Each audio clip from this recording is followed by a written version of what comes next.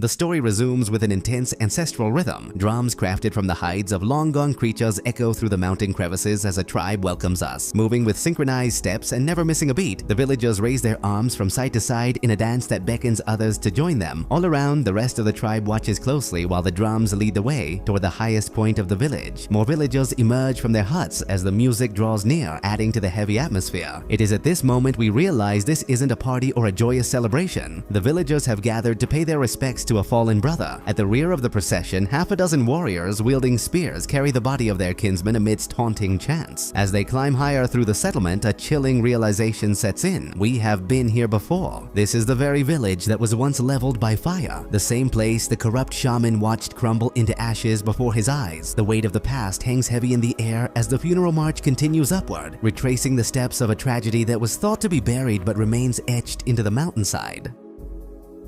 Those eyes filled with tears and desperation, the very same despair that drove him to cast the mystical spell that brought our friend back to life. It is only logical to assume we are witnessing glimpses of the past. With ceremonial steps and the rhythmic motion of their sharp spears, the warriors bid a final farewell to their brother, who is shrouded in scraps of cloth. Among the mourners, our suspicions are confirmed as we spot the shaman standing with his eyes closed in a sign of deep respect. We now know that all of this is unfolding long before Spear ever set foot on these lands again. As the moment peaks, the drumbeat quickens. The musicians lean their backs far hit and swing their arms with expert skill, while the women shift their dance steps to match the rising tempo. At the very end of the line, a woman stands out from the rest of the crowd. She is striking, distinguished by her bald head and her eyes, which she allows to open for just a few seconds to glance at her surroundings while everyone else keeps theirs tightly shut. This fleeting gaze breaks the solemnity of the ritual, hinting at a hidden awareness amidst the ancient ceremony that preceded the village's eventual and tragic downfall. Once the ceremonial procession has drifted far enough away, we catch a glimpse of the base of the stairs and spot Fang, Spear's loyal battle companion. He watches with dim, heavy eyes as his friend's body is carried forever out of his reach. At his feet, two cubs sharing his distinctive coloring watch the scene intently. However, a moment later, they turn their gaze toward their father. His eyes have grown misty enough to let a single tear fall for his fallen old friend. Seeing their father weep, the little ones huddle close to offer their silent comfort. The trio lies down together on the cold rock, the cubs waiting patiently for their father to recover from this heartbreaking experience. Back with the caravan, Spear's image is carved into the stone at the entrance. Her warrior silhouette towers over everyone else. Finally, her body is laid to rest in a quiet corner, where the woman we noticed earlier collapses by her side to bid her a final, soulful farewell. The weight of the loss lingers in the mountain air as the ancient ritual concludes, marking the end of a legendary warrior's journey among her people.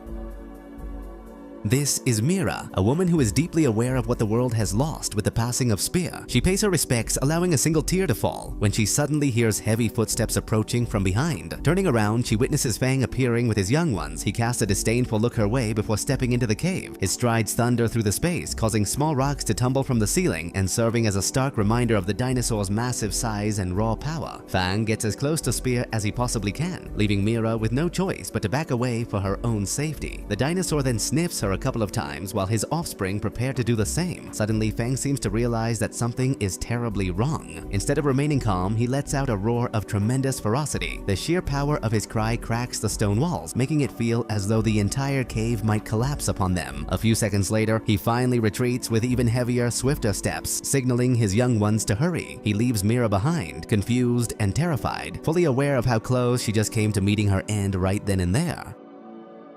A few days later, as a new dawn breaks, we see Mira feeding some chickens. The hungry birds' quick beaks devour the seeds in an instant, but a sudden tremor sends a jolt of panic through their veins. The commotion is caused by the young dinosaurs who have come to play with them, alongside a chubby little boy who dreams of becoming a great warrior one day. In Mira's eyes, we can see a flicker of warmth and affection as she watches the child, but her expression shifts instantly when she sees Fang's offspring attempting to devour the chickens that provide the village's livelihood. As for the little boy with dreams of battle, he hurls a toy spear at them in a brave attempt to save the chickens, but the dinosaurs completely ignore him. Not far away, Fang watches his children intently from the sidelines. There is something in their drive to learn and their natural instincts that keeps him entertained. He remains a silent observer of their growth, keeping a watchful eye on the scene as the village slowly tries to find its rhythm again in the wake of their recent loss.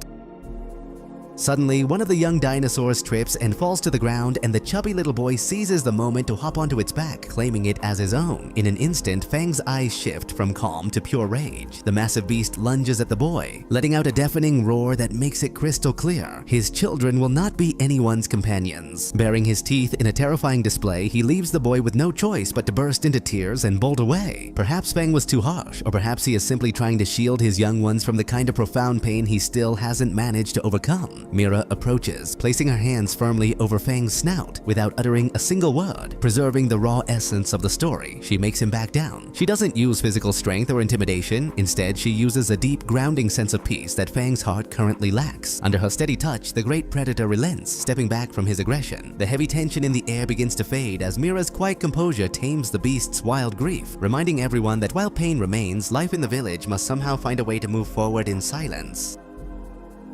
However, Fang notices something else. His sense of smell goes wild, and the massive dinosaur discovers a secret that remained hidden from everyone else. Mira removes the bag she had been using to conceal the truth, revealing a belly larger than usual, carrying a scent that Fang knows all too well. Fang's happiness is instantaneous. The dinosaur lets out a thunderous roar, but this time it's filled with an overwhelming sense of hope. His offspring notice his sudden change in mood and gather around to celebrate with him. By some miracle, it seems the essence of his fallen friend has not been entirely lost to the world. Immediately after, Fang begins to drag his massive paws across the dirt. Mira watches him closely, trying to decipher what he is attempting to communicate with these gestures. After a few minutes, it becomes clear that it is simply his way of expressing pure, unbridled joy. There is no longer any trace of the fury from before. Instead, there is only a deep connection to the life growing within Mira. As the dust settles, a new sense of peace fills the air, proving that even in the wake of tragedy, a new legacy is already beginning to take shape. That night, Mira is resting peacefully when the tragedy we already know so well finally strikes. She wakes up before anyone else, her eyes snapping wide open like a dark omen of what's to come. Getting up, she cradles her belly with love and steps outside to gaze at the moon for a few minutes. In the stillness, she catches the sound of Fang's deep snoring and decides to head down to make sure they are all safe. She pauses for a moment to look at the cave paintings on the wall, the ones depicting Spear's silhouette, the warrior who is no longer there to witness the new life that is drawing near. Fang suddenly stirs and watches Mira closely.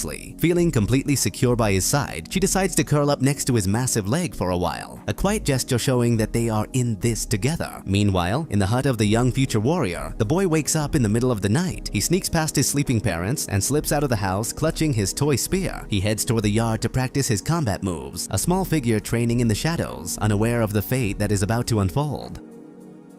It is his dream to one day become like the mythical hero whose remains rest in the sacred caves, which is why he practices his drills long before dawn. But on this particular night, something different happens. From the edge of his home, low growls echo through the air, and before he can escape, 3 wild Intelodonts emerge from the darkness. Their demonic gaze and razor-sharp tusks make it clear they are after the boy's flesh. He clings to his toy spear with everything he's got, but his face betrays the sheer terror coursing through him, completely paralyzing his small body in this moment of extreme peril. The massive beasts surround the boy, lunging at him from different directions. As if it were a mere toothpick, they shatter his spear without effort. Scrambling for his life, he crawls across the ground, desperate to get away. His screams of terror wake Fang, who immediately springs into action to come to the rescue. The massive dinosaur rouses Mira as he bolts from the cave at full speed. His young ones follow right behind him, and Mira realizes with a sinking feeling that something terrible is unfolding in the heart of the village.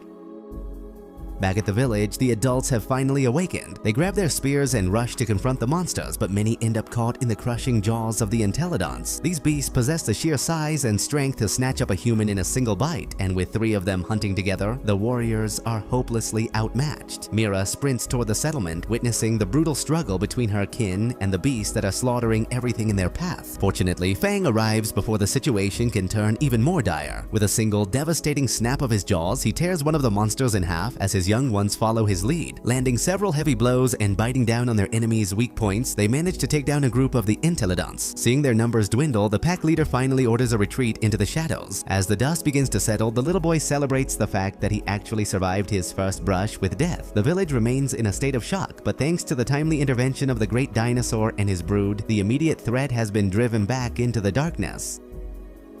However, just when he thought the danger had passed, a straggler lunges from the shadows and snaps him up, carrying the boy away in its jaws far from his parents. The last thing anyone hears is his blood-curdling scream echoing into the night. Fang's offspring charge toward the edge of the village, intent on giving chase, but their father steps in and cuts them off, holding them back. Meanwhile, Mira does her best to comfort the boy's mother, who watches in agony as her child is snatched from their home. Wasting no time, the village leader gathers his finest warriors. Beside the roaring fire and the rhythmic beat of the drums, Mira steps forward and volunteers to rescue the boy and bring him back home. Surrounding her, many other warriors watch her intently and decide to join her cause. One by one, an elite team is formed. Even a skilled archer from the back of the crowd offers his bow and service to the mission. The group stands united, ready to venture into the dark and face whatever horrors await them to reclaim one of their own from the jaws of the beast.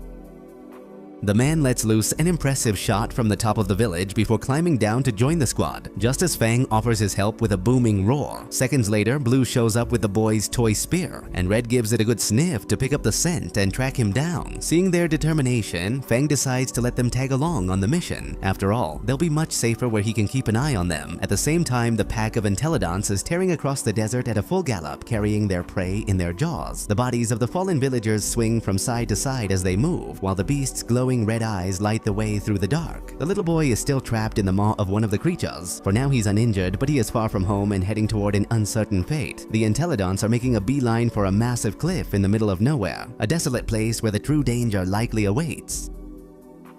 There, they cross a massive crack in the wall, navigating dark tunnels until they reach their lair, where a deep pit awaits the delivery of the spoils. One by one, the monsters drop their offerings into the hole. When the boy's turn comes, he witnesses dozens of his own kind already trapped in that grim place. Following a deafening roar, the villagers who already know the routine scramble away from the edges, leaving the boy defenseless as the Alpha appears, a massive snow-white Entelodont. He is 10 times larger than his brothers, and his appetite is just as gargantuan. The enormous beast lunges into the pit, snatching up 3 humans in a single motion and devouring them ruthlessly. He repeats this bloody act a couple of times until he is finally satisfied, slumping down heavily at the bottom of the cave. That's when his offspring seize the moment to nurse, feeding desperately and nearly fighting one another for sustenance. Meanwhile, the survivors huddled in the pit can only watch in terror, knowing they are being kept as nothing more than livestock for this monstrous family in the heart of the mountain. In the young boy's face, we can see the absolute horror of his situation and the grim fate that awaits him. By staying on the far side of the pit, he has managed to momentarily prolong his life, but he is in such deep shock that he can't see a way out. After a while, he crawls up the edge of the pit and reaches the top, where he spots the beast sleeping alongside their massive leader. Realizing he is completely surrounded by jagged rock walls, he decides to retreat back down for now, hoping to find a better escape route later. Meanwhile, Red and Blue are still tracking his scent through the woods, with the rescue squad close on their heels. Suddenly, an eerie noise echoes from deep within the forest, prompting everyone to drop into a combat stance as they cautiously approach the source. The dinosaurs take the lead, catching the unmistakable scent of death from a distance. Further ahead, the group stumbles upon the grisly remains of the battle between the shaman and the bone-skulled savages, a haunting reminder of the violence that has already stained these lands.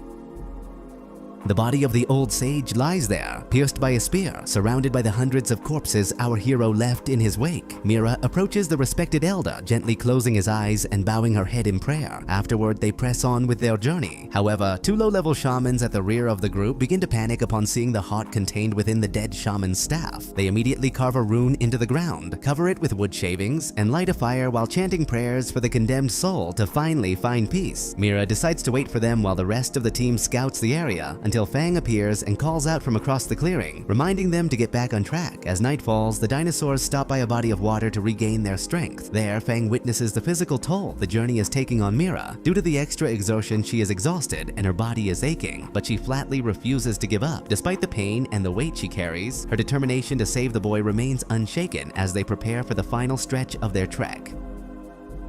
Shortly after, they resume their course, but she is struck by a horrific vision of a massive fire golem rising from the earth to snatch away her newborn son, while a band of savages slaughters her. Suddenly, from the blackest depths of the jungle, Mira sees Spear appear and lunge at the golem to save her. However, this is nothing more than a dream, a vision born of her deepest longings, but entirely unreal. Around her, the group sleeps peacefully by the campfire and her belly remains untouched, though her body has yet to recover from the extreme physical toll of the journey. As she takes a drink of water, her ears clearly clearly catch the snap of a branch echoing from the deep darkness. For a few seconds, Mira stands frozen, but the other warriors heard it too and are now on high alert. Without warning, a pack of Intelodonts emerges and ambushes them. Fang is the first to strike, tearing one of the beasts in half with his jaws as the rest of the warriors prepare for a desperate battle. The monsters swarm them from every direction, launching a coordinated assault under the cover of the night as the camp turns into a chaotic battlefield.